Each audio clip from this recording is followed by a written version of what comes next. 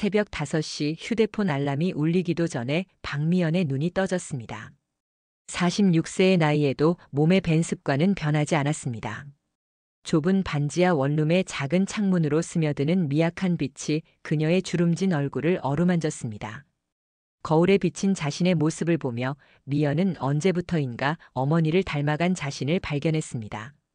거칠어진 손, 굽은 어깨, 그리고 깊게 패인 주름 속에는 20년간의 고단한 세월이 고스란히 새겨져 있었습니다. 벽시계가 가리키는 시간을 확인한 미연은 조용히 몸을 일으켰습니다.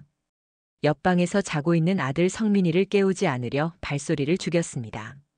부엌 한쪽에 놓인 낡은 전기밥솥에서 어젯밤에 지어둔 밥에서 김이 모락모락 올라왔고 시큼한 김치 냄새와 함께 단조로운 아침의 공기가 방 안을 가득 채웠습니다. 미연은 플라스틱 도시락통에 밥과 김치, 그리고 어제 마트에서 할인받은 계란 하나로 만든 계란말이를 정성스럽게 담았습니다. 거울 앞에서 헝클어진 머리를 정리하며 미연은 문득 20년 전 그날을 떠올렸습니다. 남편 최정우가 다른 여자와 집을 나간 그날 미연은 2살배기 성민이를 안고 하루 종일 울었습니다. 정우는 차가운 목소리로 마지막 말을 남겼습니다. 그 아이는 자신의 자식이 아니라는 잔인한 거짓말과 함께 말입니다. 그 순간 미연의 세상은 무너졌지만 아들을 바라보는 순간 새로운 다짐이 솟아났습니다. 혼자서라도 이 아이를 반드시 훌륭하게 키우겠다는 철저한 의지였습니다. 청소용품을 담은 낡은 가방을 메고 집을 나서는 미연의 뒷모습은 굽었지만 결코 굴복하지 않은 의지를 보여주었습니다. 지하철역으로 향하는 발걸음은 무겁지만 꾸준했고 그녀의 눈빛에는 포기를 모르는 강인함이 서려 있었습니다. 새벽 공기는 차가웠지만 미연의 가슴 속에는 아들에 대한 뜨거운 사랑이 타오르고 있었습니다. 오늘도 그녀는 아들의 꿈을 위해 묵묵히 걸어갔습니다. 때로는 눈물이 뺨을 적셨지만 그 눈물조차 아들을 향한 사랑의 증표였습니다. 일터로 향하는 지하철 안에서 미연은 가방 속 깊숙이 간직한 성민이의 어릴 적 사진을 꺼내보았습니다. 해맑게 웃고 있는 아들의 모습을 보며 그녀는 조용히 다짐했습니다. 언젠가는 이 모든 고생이 보상받는 날이 올 것이라고, 그리고 그때가 되면 자신을 버린 남자를 후회하게 만들어주겠다고 말입니다.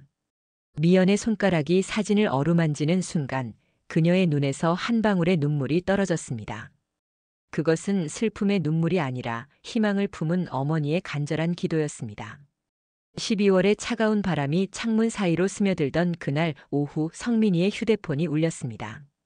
미연은 병원 청소를 마치고 돌아오는 길이었는데 급하게 달려온 성민이의 얼굴에는 믿기 어려운 기쁨이 가득했습니다. 그의 눈에서 흘러내리는 눈물과 떨리는 입술이 이미 모든 것을 말해주고 있었습니다. 서울대학교 의과대학 합격이라는 꿈 같은 소식이었습니다. 미연은 그 순간 다리에 힘이 빠져 주저앉을 뻔했습니다. 20년간 품어온 꿈이 현실이 되는 순간이었습니다. 그녀의 가슴 속에서는 터져나올 듯한 기쁨과 함께 지난 세월의 모든 아픔이 한꺼번에 밀려왔습니다. 새벽마다 일어나 청소하던 빌딩들, 밤늦게까지 식당에서 설거지하던 손, 병원에서 환자들을 돌보며 흘렸던 땀과 눈물, 모든 것이 이 순간을 위한 것이었습니다. 동네 골목길에 합격 소식이 퍼지자 평소 미연을 무시하던 사람들조차 축하를 건넸습니다. 구멍가게 할머니는 공짜로 음료수를 주었고 옆집 아주머니는 처음으로 미연을 따뜻하게 바라보았습니다. 하지만 미연의 마음 한구석에는 복잡한 감정이 일렁였습니다. 지금까지 자신들이 보인 냉대와 무시는 어디 갔는지 사람들의 변하는 태도가 씁쓸하면서도 한편으로는 통쾌했습니다. 그날 밤 미연은 성민이와 단둘이 앉아 라면을 끓여 먹으며 조용히 눈물을 흘렸습니다. 그동안 먹고 싶어도 참았던 고기 대신 계란 하나를 더 넣은 라면이었지만 그 어떤 진수성찬보다도 달콤했습니다. 성민이는 어머니의 거친 손을 잡고 고마움을 표현했고 미연은 그 따뜻함에 더욱 울컥했습니다. 이제 정말로 끝이 보이는 것 같았습니다. 하지만 현실은 그리 호락호락하지 않았습니다. 다음 날 아침 미연은 등록금과 생활비를 계산해보며 막막함을 느꼈습니다. 의과대학 6년간의 학비와 생활비는 상상을 초월하는 금액이었습니다. 은행에 대출을 신청했지만 담보가 부족하다는 이유로 거절당했습니다. 꿈은 이루어졌지만 새로운 현실의 벽이 그들 앞에 서 있었습니다. 미연은 밤늦게까지 각종 장학금 정보를 찾아보며 아들의 꿈을 포기할 수 없다는 일념으로 해결책을 모색했습니다. 그녀의 눈에는 여전히 포기하지 않는 어머니의 강인한 의지가 빛나고 있었습니다. 성민이의 합격 소식이 지역 신문에 실린 지 사흘째 되던 날, 미연은 평소와 다름없이 새벽 청소를 마치고 집으로 돌아오고 있었습니다. 그런데 차가운 바람이 몰아치는 집 앞 골목 어귀에서 미연은 믿을 수 없는 광경을 목격했습니다. 20년 만에 나타난 남편 최정우가 초라한 모습으로 서 있었던 것입니다. 한때 잘생기고 자신감 넘쳤던 그의 모습은 온데간데 없었습니다. 머리는 희끗희끗 새었고 얼굴은 깊게 파인 주름으로 가득했습니다. 값싼 정장은 구겨져 있었고 구두는 닳아서 밑창이 드러나 보였습니다. 가장 충격적인 것은 그의 눈빛이었습니다. 예전에 오만하고 거만했던 눈빛은 사라지고 대신 초라함과 절망이 가득한 눈빛이 자리하고 있었습니다. 미연의 가슴 속에서는 20년간 억눌러왔던 분노가 용암처럼 끓어올랐습니다. 손가락 끝이 떨렸고 숨이 가빠졌습니다. 그러나 동시에 이상한 감정도 들었습니다. 한때 사랑했던 남자의 몰락한 모습을 보니 복잡한 심정이 되었습니다. 정우는 미연을 발견하자 어색한 미소를 지으며 다가왔습니다. 그의 발걸음은 조심스러웠고 마치 용서를 구하는 듯한 모습이었습니다. 정우는 떨리는 목소리로 축하한다는 말을 건넸습니다. 성민이의 의대 합격을 축하한다는 것이었습니다. 미연은 냉정하게 그를 바라보며 20년간의 분노를 가라앉히려 애썼습니다. 이 순간 성민이가 나타날까봐 걱정되었기 때문입니다. 아들 앞에서 추한 모습을 보이고 싶지 않았습니다. 정우는 조심스럽게 할 말이 있다고 했지만 미연은 단호하게 거절했습니다. 더 이상 그와 할 말은 없다고 생각했기 때문입니다. 그때 정우가 떨리는 손으로 낡은 갈색 봉투를 꺼내며 간절한 눈빛으로 애원했습니다. 그 봉투를 한 번만 봐달라고 성민이를 위한 일이라고 말하는 정우의 모습에서 미연은 예전에 없던 절박함을 느꼈습니다. 봉투를 받아든 미연의 손은 미세하게 떨렸습니다. 20년 만에 전 남편으로부터 받은 첫 번째 것이었습니다. 봉투는 낡았지만 정성스럽게 포장되어 있었고 정우의 서툰 필체로 성민이의 이름이 적혀 있었습니다. 미연은 복잡한 감정에 휩싸인 채 하룻밤 생각해보겠다고 답했습니다. 정우는 고개를 깊이 숙이며 사라졌고 미연은 그 자리에 서서 한동안 봉투를 바라보았습니다. 그날 밤 미연은 방 안에서 봉투를 앞에 두고 몇 시간째 망설이고 있었습니다.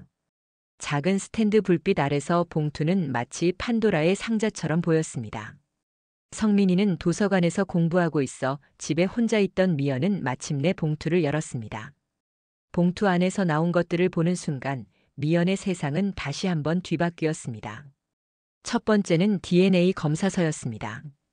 성민이와 최정우가 친부자 관계라는 명확한 결과가 적혀 있었습니다. 20년 전 정우가 했던 잔인한 말이 거짓이었음이 과학적으로 증명된 순간이었습니다. 미연의 가슴 속에서는 분노와 안도감이 뒤섞여 일어났습니다. 왜 그는 그런 거짓말을 했을까요? 아들을 버리기 위한 핑계였을까요? 두 번째 문서는 더욱 충격적이었습니다. 그것은 한국종합상사라는 대기업의 족보와 상속 관련 서류였습니다. 최정우가 그 회사 창업주의 손자라는 내용이었습니다. 미연은 눈을 의심했습니다. 가난한 집안에서 자란 줄 알았던 정우가 재벌가에 숨겨진 후계자라니 도저히 믿을 수 없는 일이었습니다. 서류에 따르면 창업주는 정우의 할아버지였고 정우의 아버지는 어떤 이유로 집안과 연을 끊고 평범하게 살았다고 되어 있었습니다. 세 번째는 최정우가 직접 쓴 편지였습니다. 떨리는 글씨로 쓰인 그 편지에서 정우는 자신이 최근에야 이 모든 진실을 알게 되었다고 고백했습니다. 20년 전에는 자신도 모르고 있었던 사실이라고 했습니다. 그리고 지금 자신은 큰 병을 앓고 있으며 성민이에게 물려줄 유산이 있다고 적혀 있었습니다. 편지의 마지막 부분에는 진심 어린 사과의 말이 적혀 있었습니다. 미연은 밤새 이 문서들을 들여다보며 복잡한 감정에 휩싸였습니다. 그동안 품어온 원망과 분노, 그리고 갑작스럽게 드러난 진실 사이에서 혼란스러웠습니다. 정우의 말이 사실이라면 성민이는 재벌가의 정당한 상속자가 되는 것입니다. 하지만 동시에 의심도 들었습니다. 혹시 이 모든 것이 정교한 거짓말은 아닐까요? 새벽이 되어서야 성민이가 집에 돌아왔습니다. 미연은 모든 것을 아들에게 털어놓았습니다. 성민이는 놀라워했지만 의외로 차분한 반응을 보였습니다. 그는 아버지든 아니든 상관없다고 말했습니다. 지금까지 자신을 키워준 어머니만이 진짜 가족이라고 했습니다. 그 말에 미연은 또다시 눈물을 흘렸습니다. 아들의 성숙함과 따뜻한 마음에 감동받았기 때문입니다. 하지만 성민이도 내심으로는 이 기회를 통해 어머니의 고생을 덜어드리고 싶다는 생각을 하고 있었습니다. 다음 날 오전 미연과 성민이는 정우가 머물고 있다는 작은 여인숙을 찾아갔습니다. 여인숙 복도에는 곰팡이 냄새가 진동했고 형광등은 깜빡거리고 있었습니다. 한때 자신있고 거만했던 남자가 이런 곳에서 지낸다는 사실이 미연에게는 복잡한 감정을 불러일으켰습니다. 정우는 그들을 보자 반가워하면서도 어색해했습니다. 정우의 방은 비좁았고 낡은 가구들로 가득했습니다. 그는 더 많은 서류들을 꺼내 보여주었습니다. 한국종합상사의 주식증서, 토지등기부 등본, 그리고 창업주의 유언장 사본까지 있었습니다. 미연은 여전히 의심스러웠지만 서류들의 정교함과 일관성에 점차 설득되어 갔습니다. 정우는 자신이 어떻게 이 진실을 알게 되었는지 자세히 설명했습니다. 몇 달 전 정우는 간암 진단을 받았습니다. 병원에서 혈액형 검사를 하던 중 우연히 자신의 출생 기록에 이상한 점을 발견했습니다. 그것이 계기가 되어 사설 탐정을 고용해 자신의 출생 비밀을 파헤치기 시작했고 놀라운 진실을 알게 된 것입니다. 그의 아버지는 젊은 시절 집안의 엄격한 관습에 반발해 가출했고 평생 자신의 정체를 숨기고 살았던 것입니다. 정우는 또한 변호사를 통해 확인한 법적 절차에 대해서도 설명했습니다. 한국종합상사의 창업주는 이미 오래전에 세상을 떠났지만 그의 유언장에는 정당한 혈족이 나타나면 상속을 받을 수 있다는 조항이 있었습니다. 현재 회사를 운영하고 있는 정우의 이복 형제들은 이 사실을 숨기고 있었지만 법적으로는 성민이가 가장 강력한 상속권을 가지고 있다는 것이 변호사의 견해였습니다. 미연은 이 모든 이야기를 들으며 여전히 혼란스러웠습니다. 20년간 원망했던 남자가 사실은 자신도 몰랐던 희생자였을 수도 있다는 생각이 들었기 때문입니다. 하지만 동시에 아직도 그를 완전히 믿을 수는 없었습니다. 너무나 갑작스럽고 극적인 반전이었기 때문입니다. 성민이는 의외로 차분하게 상황을 받아들였습니다. 그는 DNA 검사 결과를 다시 한번 독립적으로 확인해 보자고 제안했습니다. 또한 변호사와 직접 만나 법적 절차에 대해 정확히 알아보자고 했습니다. 성민이의 신중하고 현명한 태도에 미연은 안심했습니다. 아들이 이 상황을 지혜롭게 헤쳐나갈 것이라는 확신이 들었습니다. 그날 저녁 세 사람은 오랜만에 함께 저녁을 먹었습니다. 값싼 중국집이었지만 20년 만에 가족이 함께하는 식사였습니다. 정우는 그동안의 후회와 아픔을 조심스럽게 털어놓았고 미연은 여전히 경계심을 늦추지 않으면서도 점차 마음을 열어가고 있었습니다. 성민이는 두 사람 사이에서 균형을 잡으며 상황을 지켜보고 있었습니다. 성민이의 상속권 소식이 한국종합상사에 전해지자 정우의 이복 형제들이 급히 움직이기 시작했습니다. 회사의 실질적 경영권을 쥐고 있던 큰형 최정식과 둘째 최정민, 그리고 그들의 자녀들까지 총 출동했습니다. 이들은 수십 년간 회사를 자신들의 소유물처럼 여기며 호화롭게 살아왔는데 갑자기 나타난 정당한 상속자 때문에 모든 것을 잃을 위기에 처한 것입니다. 어느 날 오후 미연이 일을 마치고 집에 돌아오자 검은색 고급 승용차들이 동네 골목에 줄지어 서 있었습니다. 평소에는 볼 수 없는 광경이었습니다. 집 앞에는 정장을 차려입은 사람들이 서 있었고 그들의 표정은 사납고 오만했습니다. 미연은 본능적으로 위험을 감지했지만 피할 수 없었습니다. 가장 앞에 서 있던 여성이 미연에게 다가왔습니다. 그녀는 최정식의 아내 김여진이었습니다. 명품 옷으로 치장한 그녀의 얼굴에는 경멸과 분노가 가득했습니다.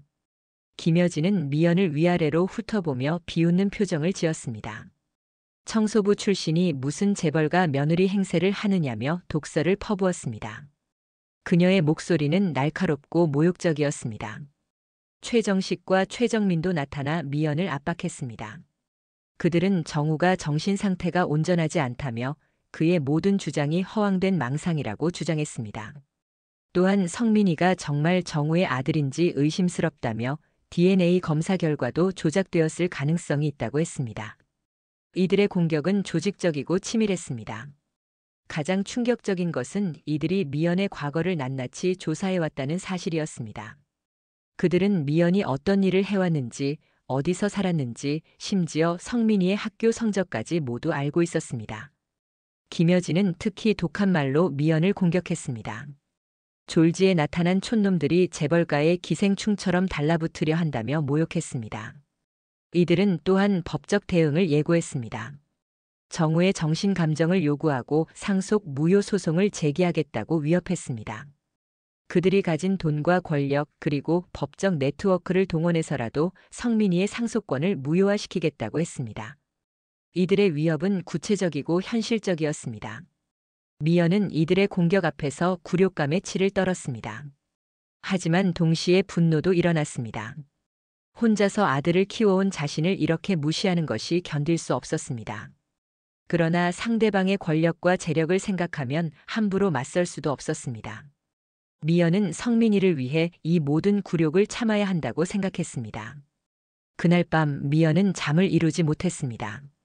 오늘 겪은 모욕과 위협이 계속 머릿속을 맴돌았습니다. 동시에 이들과의 싸움이 결코 쉽지 않을 것이라는 현실도 깨달았습니다. 하지만 포기할 수는 없었습니다. 성민이의 미래가 걸린 문제였기 때문입니다. 미연은 밤새 어떻게 대응해야 할지 고민했습니다. 성민이의 재벌가 상속 소식이 동네에 퍼지자 그동안 미연을 무시하고 괴롭혔던 사람들의 태도가 180도 달라졌습니다. 가장 먼저 변한 것은 구멍가게 사장이었습니다. 평소에 미연이 물건을 사러 가면 시큰둥한 표정으로 대했던 그가 갑자기 급진하게 대우하기 시작했습니다. 외상도 언제든지 해주겠다며 아첨했고 심지어 공짜로 과일까지 내어주었습니다. 동네 부녀회장 역시 마찬가지였습니다. 그동안 미연을 저 혼자 사는 여자라며 험담의 대상으로 삼았던 그녀가 이제는 언니라고 부르며 친근하게 굴었습니다. 동네 주민들도 마찬가지였습니다. 평소에 미연을 무시하고 뒷말을 하던 사람들이 이제는 반갑게 인사하며 성민이 자랑을 해달라고 했습니다. 가장 역겨운 것은 성민이를 괴롭혔던 아이들의 부모들이었습니다. 초등학교 때부터 성민이를 아빠 없는 애라며 놀렸던 아이들의 부모들이 이제는 미연에게 와서 사과한다며 온갖 핑계를 댔습니다. 자신들은 몰랐다고, 아이들이 그런 말을 하는 줄 몰랐다고 거짓말을 해댔습니다. 심지어 성민이와 친하게 지내자며 노골적으로 접근하기도 했습니다.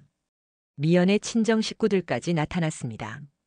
연락 한 번 없이 지내던 언니와 남동생이 갑자기 찾아왔습니다. 이들은 그동안 미연이 얼마나 고생했는지 안다며 가족의 정을 강조했습니다. 하지만 미연은 이들의 진심이 아니라는 것을 잘 알고 있었습니다. 언니는 노골적으로 돈을 빌려달라고 했고 남동생은 성민이가 성공하면 자신도 도와달라고 부탁했습니다. 가장 기가 막힌 것은 미연이 일했던 직장의 사장들이었습니다. 평소에 미연을 함부로 대하고 월급도 제때 주지 않았던 식당 사장이 갑자기 찾아와서 미연을 최고의 직원이었다며 치켜세웠습니다. 청소업체 사장도 마찬가지였습니다. 이들은 모두 성민이가 성공하면 자신들을 기억해달라며 비굴하게 아첨했습니다.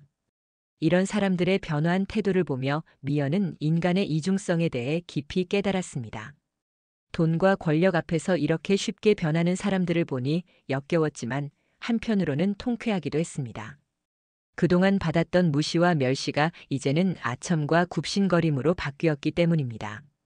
하지만 미연은 이들의 변화를 냉정하게 바라보았습니다. 진심이 아닌 이익에 따른 변화라는 것을 너무나 잘 알고 있었기 때문입니다. 성민이 역시 이런 어른들의 모습을 보며 인간관계에 대해 많은 것을 배웠습니다. 진짜 어려울 때 도와주는 사람과 성공했을 때 다가오는 사람의 차이를 명확히 구분할 수 있게 되었습니다. 미연은 이 모든 상황을 지켜보며 성민이에게 중요한 교훈을 주었습니다. 사람을 판단할 때는 그 사람이 어려울 때 어떻게 행동했는지를 봐야 한다고 가르쳤습니다. 그리고 진정한 성공은 다른 사람을 무시하거나 업신여기는 것이 아니라 어려운 사람을 도울 수 있는 힘을 갖는 것이라고 말해주었습니다. 성민이는 어머니의 말을 깊이 새겨들었습니다. 정우의 이복 형제들이 법적 공세를 시작했습니다. 그들은 정우의 정신 상태를 문제 삼으며 정신 감정을 요구했고 동시에 상속 무효 소송을 제기했습니다. 막대한 변호사 비용을 들여 유명한 로펌을 고용했고 온갖 법적 절차로 미연과 성민이를 압박했습니다. 이들의 공격은 체계적이고 치밀했습니다. 법정에서 이들은 정우가 간암으로 인해 판단력이 흐려졌다고 주장했습니다. 또한 가족과 연락을 끊고 살던 그가 갑자기 나타나 상속권을 주장하는 것이 의심스럽다고 했습니다. 심지어 성민이의 친자 관계도 의심스럽다며 재검사를 요구했습니다.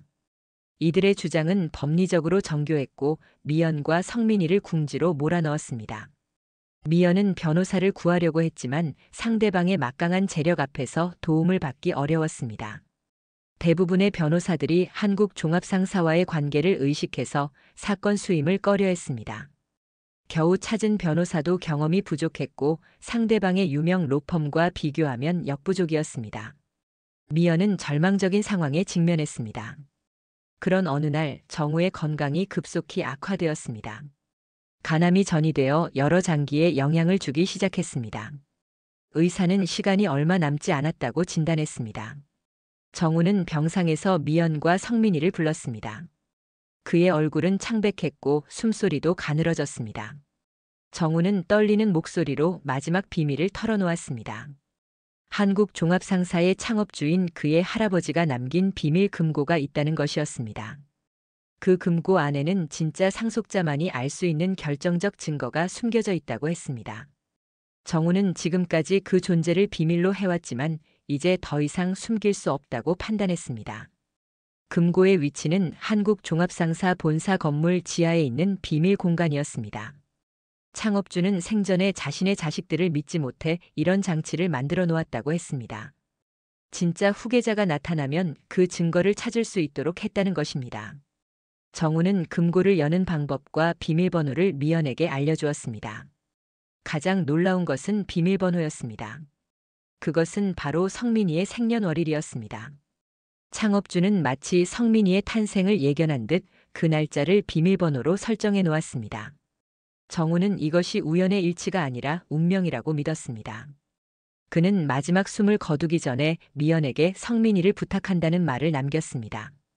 정우가 세상을 떠난 후 미연은 깊은 슬픔에 빠졌습니다. 20년간 원망했던 남자였지만 마지막에는 진심으로 가족을 사랑했다는 것을 알 수 있었기 때문입니다.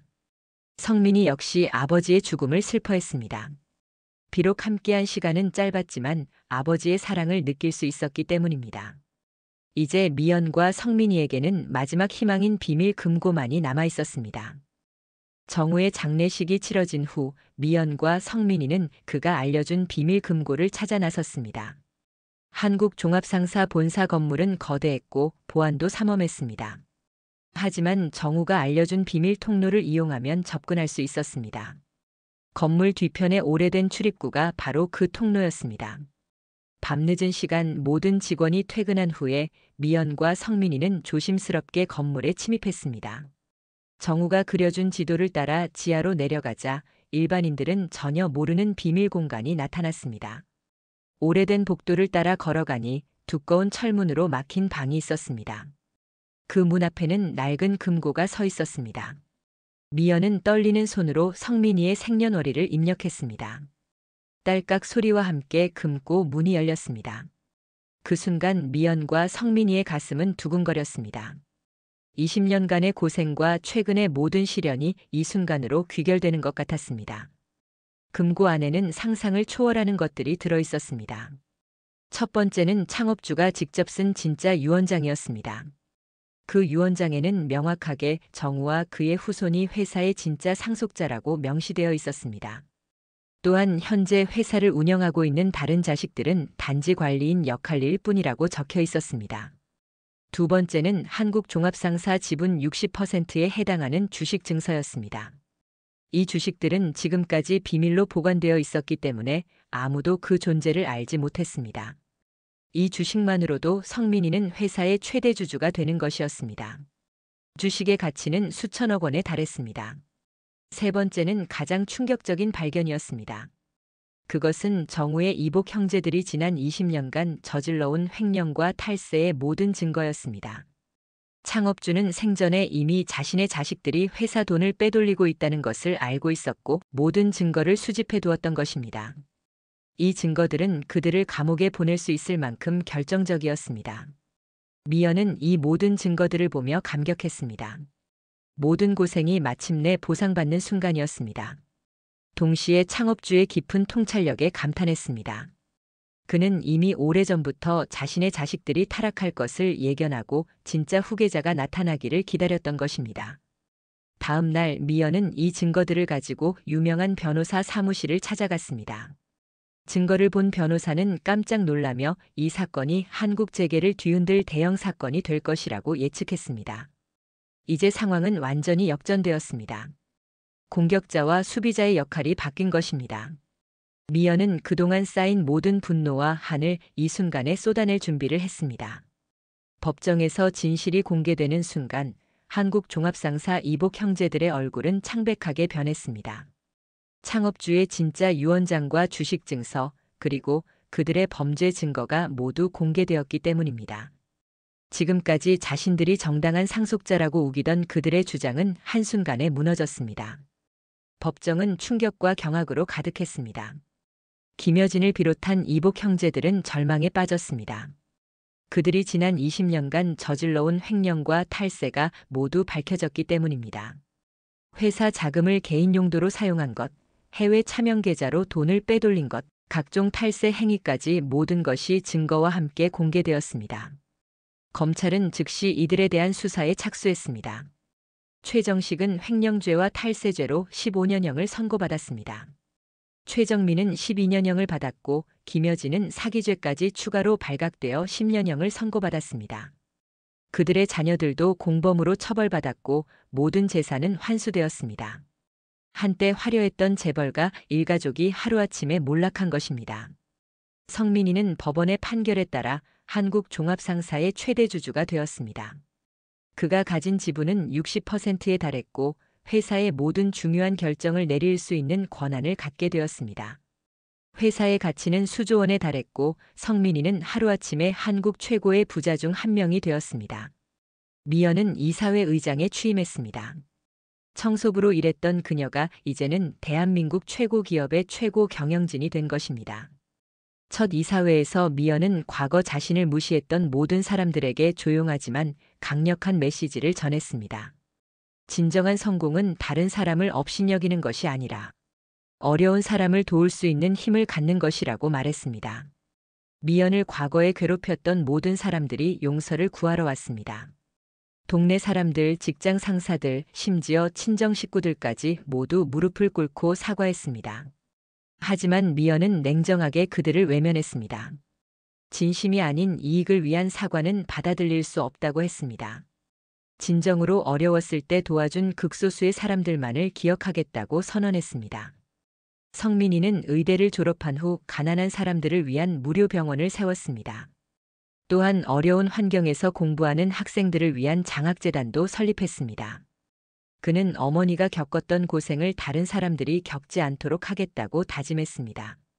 미연은 아들의 이런 마음가짐을 보며 진정한 교육의 성과를 느꼈습니다. 미연은 20여 년간 살았던 그 비참한 반지하 원룸을 다시 찾았습니다. 이제는 최고급 펜트하우스에 살고 있지만 과거를 잊지 않기 위해서였습니다. 좁고 어두웠던 그 공간을 바라보며 미연은 감격의 눈물을 흘렸습니다. 하늘을 올려다보며 미연은 조용히 다짐했습니다. 이제 자신에게 주어진 권력과 재력을 올바르게 사용하겠다고, 그리고 어려운 사람들을 도우며 살아가겠다고 말입니다. 성민이와 함께 걸어가는 미연의 뒷모습은 진정한 승리자의 품격을 보여주었습니다. 20년간의 고난 끝에 얻은 이 승리는 단순한 복수가 아니라 고난을 극복하며 바르게 살아온 보답이었습니다. 네. 오늘 이야기는 어떠셨나요? 오늘 이야기를 듣고 어떻게 생각하시는지 어머님, 아버님의 생각을 댓글로 공유해 주세요. 또한 좋아요, 구독, 알람 설정을 통해 앞으로도 따뜻한 정을 나눌 수 있게 함께 해주세요. 어머님, 아버님의 삶의 지혜와 경험을 나눌 수 있는 통로가 되겠습니다. 저는 또 다른 사연으로 찾아뵙겠습니다. 감사합니다.